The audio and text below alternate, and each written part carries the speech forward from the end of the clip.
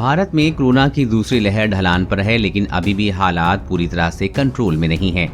नए केस का आंकड़ा भले कम हो रहा हो, लेकिन मरने वालों की संख्या कम नहीं हो रही है।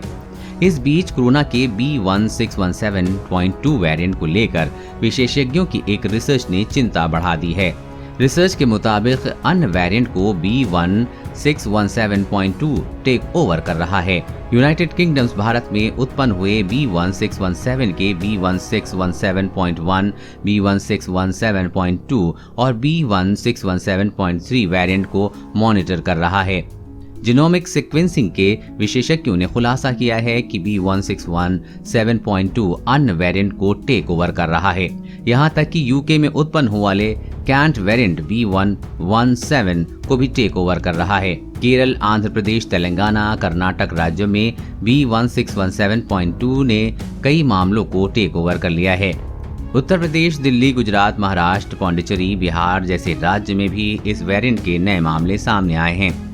जीनोमिक सीक्वेंसिंग विशेषज्ञों ने कहा है कि 100 से कम 25-30 नमूने B1617.2 के मिल रहे हैं। CSIR institute of genomic and integrated biology के वैज्ञानिक डॉक्टर विनोद स्कारिया ने कहा है कि B1617.2 के कई मामले सामने आ रहे हैं। खास तौर पर केरल के कई जिलों में B1617.2 के अधिक मामले हैं।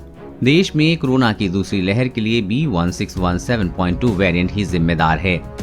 B1617.2 वेरिएंट को लेकर दुनिया के कई देशों में चिंता बढ़ गई है। अब तक ये वेरिएंट 48 देशों में पहुंच चुका है। कई विशेषज्ञों का कहना है कि कैंट वेरिएंट B11.7 की तुलना में B1617.2 वेरिएंट 40 से 50% तक ज्यादा तेजी से फैल सकता है और अभी 95% संभावना है कि यूके में B1617.2 के मामले अधिक हो सकते हैं। कितना खतरनाक है B1617.2 वेरिएंट?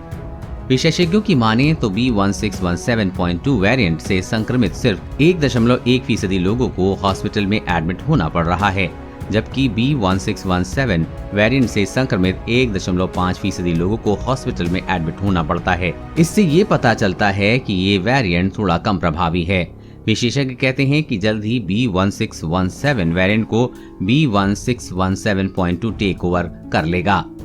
कोरोना वैक्सीन और लॉकडाउन से जुड़ी हर खबर सबसे पहले पाने के लिए चैनल को सब्सक्राइब करें और अपने दोस्तों के साथ शेयर करना न भूलें।